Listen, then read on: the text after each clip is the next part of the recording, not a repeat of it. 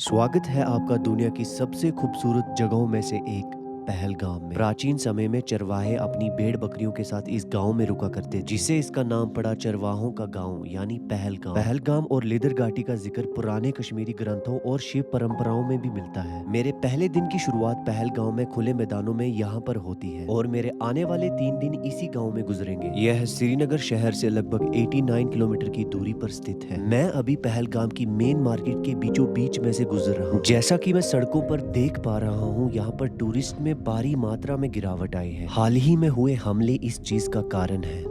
अभी हम पहुंचे हैं पहलगाम की मेन मार्केट में और मैं मनान भाई अभी इस बार कितना यहाँ पे रश है और कितना इफेक्ट पड़ा है, मतलब उस इंसिडेंट के बाद जो हुआ था। 10% भी नहीं है।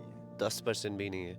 मैंने खुद देखा जब मैं आता था, तो आप देख रहे हो ये मार्केट पूरी भरी होती थी टूरिस्ट से, और मुझे काफ़ी बुरा लग रहा है ये देखने में, क्योंकि आप ज़्यादातर लोकल लोग ही देखोगे, मार्केट भी बिल्कुल खाली है। बट अभी हम यहाँ पे खाना खाएंगे, अपना लंच करेंगे और निकलेंगे आगे की ओर। खाना खाने के बाद हमने अपनी जर्नी को आगे बढ़ाया। 20वीं शताब्दी में इसकी खूबसूरती, नदी, पहाड़ों और मूवी शूटिंग की वजह से यह कश्मीर का एक बड़ा पर्यटन केंद्र बन गया। यह 7,200 फीट की ऊंचाई पर स्थित है। यहाँ पर 4 प्रमुख प्रसिद्ध जगहें हैं: बेताब वैली, आरू वैली, चंदनवारी और बाईसर। मैं अपनी आगे की यात्रा जारी रखने से पहले आज का अपना अभ्यास यहाँ पर खत्म करूंगा, और मैं करूंगा हासिल महारत भिन्न भिन्न कलाओं में। और यहीं पर ध्यान लगाकर मैंने अपने पूर्वजों को भी याद किया। आज के दिन का टेम्परेचर यहाँ पर 1 डिग्री सेल्सियस था और रात को लगभग -2 तक गिर चुका था। थोड़े ही दिनों में जब यहाँ पर बर्फबारी होगी, ये पूरा का पूरा ग्राउंड, पहाड़ बर्फ से ढक जाएंगे। और कभी भी हो सकती है, क्योंकि दिसंबर का मंथ है और आज भी सर्दी काफ़ी ज़्यादा है और मौसम ख़राब है।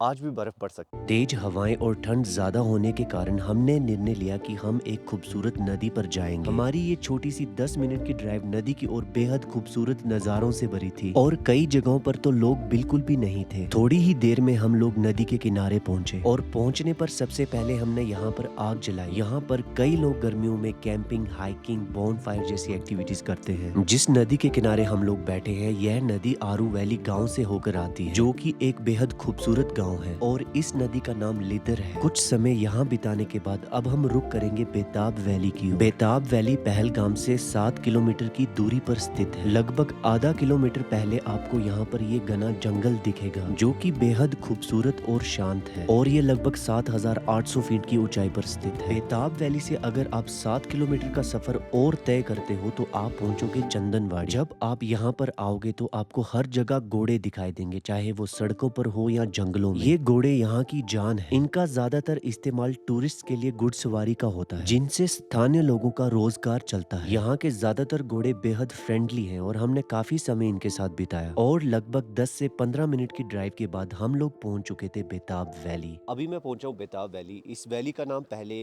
हजन वैली या ऐसा कुछ नाम था, मुझे एग्जैक्टली याद नहीं है, बट मैं लिख दूंगा यहाँ पे।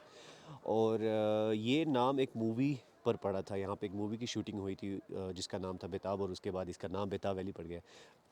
बेहद खूबसूरत जगह है और एक प्रॉपर टूरिस्ट डेस्टिनेशन है।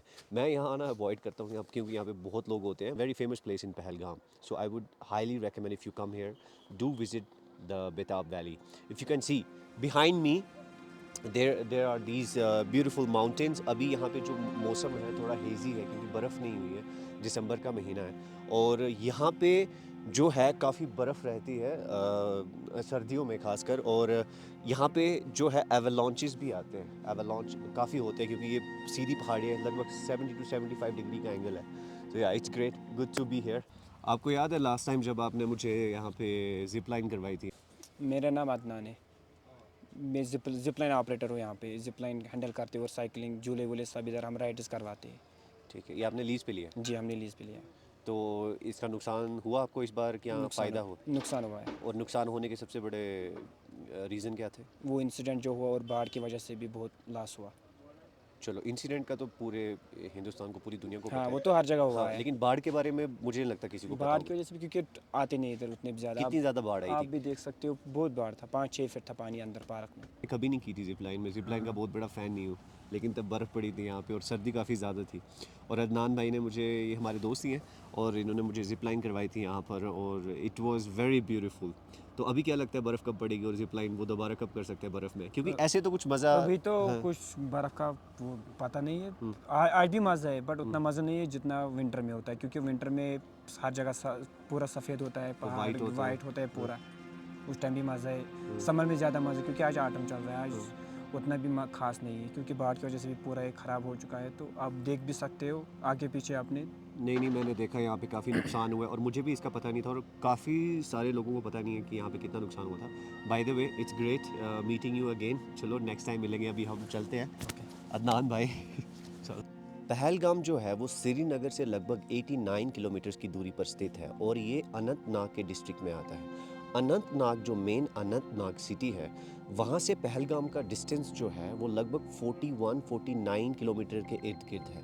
अगर आपको ज़्यादा ग्रीन पसंद है तो आपको यहाँ पर समर्स में आना चाहिए। इन सब के पीछे हमने निर्णय लिया कि अपना कल का दिन शुरू करने से पहले हम अपना कुछ समय बच्चों के साथ बिताएंगे। आज हम एक बड़ी ही स्पेशल जगह पर जाने वाले हैं। इससे पहले कि हम वहाँ निकलते, इन बच्चों ने मुझे अपनी कैट से मिलवाया। कुछ बच्चे मुझे ऑलरेडी जानते थे, फिर हमने यहाँ पर बैठकर अपना इंस्टाग्राम देखा। अब समय था इन बच्चों को अलविदा बोलने का और अपनी नेक्स्ट डेस्टिनेशन पर जाने का। और अब हम जा रहे हैं बेहद ही खूबसूरत दिखने वाले गाँव जिसका नाम आरू वैली है। मैं अभी पहलगाम और आरू वैली के बीच में हूँ। पहलगाम से आरू वैली का डिस्टेंस जो है लगभग 12 किलोमीटर के करीब है और अभी सूरज डूब रहा है और लगभग 4 बजे हैं। 4 भी नहीं, 3:30 4 बज रहे हैं क्योंकि ये पहाड़ियाँ कुछ ऐसी हैं और यहाँ पे सूरज जो है काफ़ी जल्दी डूब जाता है। इस जगह पर सारे के सारे घर खाली पड़े हैं। मेरे पीछे जो आप घर देख रहे हो ये चारवाहों का घर है और ये अभी सर्दियों में जो है ये नीचे चले जाते हैं और यहाँ पे आप देख रहे हो ताला भी लगा हुआ है। ये इसलिए नीचे चले जाते हैं क्योंकि यहाँ पे भारी मात्रा में बर्फ़बारी होती है और अगर वो जानवरों के साथ अपने पालतू जानवरों भेड़ बकरियों के साथ यहाँ पे रुकेंगे और वो मर सकते हैं। लेकिन जब वो यहाँ पे रहते हैं कुछ भेड़ बकरियाँ वो अपने साथ रखते हैं। ये बहुत अच्छा फैक्ट है, शायद आपको सुनने में अच्छा लगे और अजीब भी लगे। वो बकरियों के साथ सोते हैं ताकि बकरियाँ जो है वो गर्माहट बनाए रखती है रूम में। तो जिससे उनसे मदद मिलती है उनका शरीर गर्म रखने में और आराम से रात को सोने में। यहाँ से शुरू होते हैं कई कठिन और खूबसूरत ट्रैक्स जैसे तारसर मारसर लेक्स, लिदरवर्ट, विशनसर, किशनसर और कई अल्पाइन घास के मैदान। इसीलिए आरू को कहा जाता है ट्रैक्स का मैजिक पोर्टल। ये गांव लगभग 8000 फीट की ऊंचाई पर स्थित है। इस गांव की आबादी लगभग 700 से 1000 के बीच में है। ये गांव इसलिए भी खास है क्योंकि 2024 में इसे देश का सर्वश्रेष्ठ एडवेंचर टूरिज्म विलेज घोषित किया गया था। दोस्तों, हमारा आखिरी दिन है आज आरू वैली में और मैं और ये मुन्नी कांगड़ी लेके बैठे हैं। ये जो कांगड़ी है ये यहाँ की लाइफ लाइन है। सर्दियों में लोग इसका इस्तेमाल करते हैं गर्म रहने के लिए। इसके अंदर जो है, अब मैं दिखाता हूँ, थोड़ी लाइट उठा मुन्नी।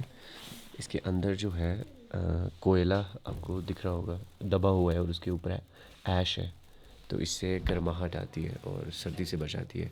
आज का यहाँ टेम्परेचर लगभग -5 के आसपास है। उससे ज़्यादा ही होगा, ऐसा देखा नहीं हमने। हाँ, क्योंकि यहाँ पे सुबह बर्फ़बारी भी हुई थी और अभी वो बर्फ़ जो है पिघल गई क्योंकि लाइट बर्फ़बारी हुई थी और पहाड़ों में ऊपर बर्फ़बारी हुई थी।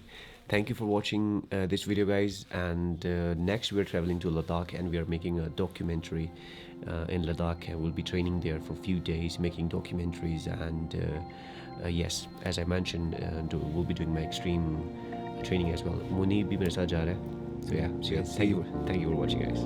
See you. Bye bye.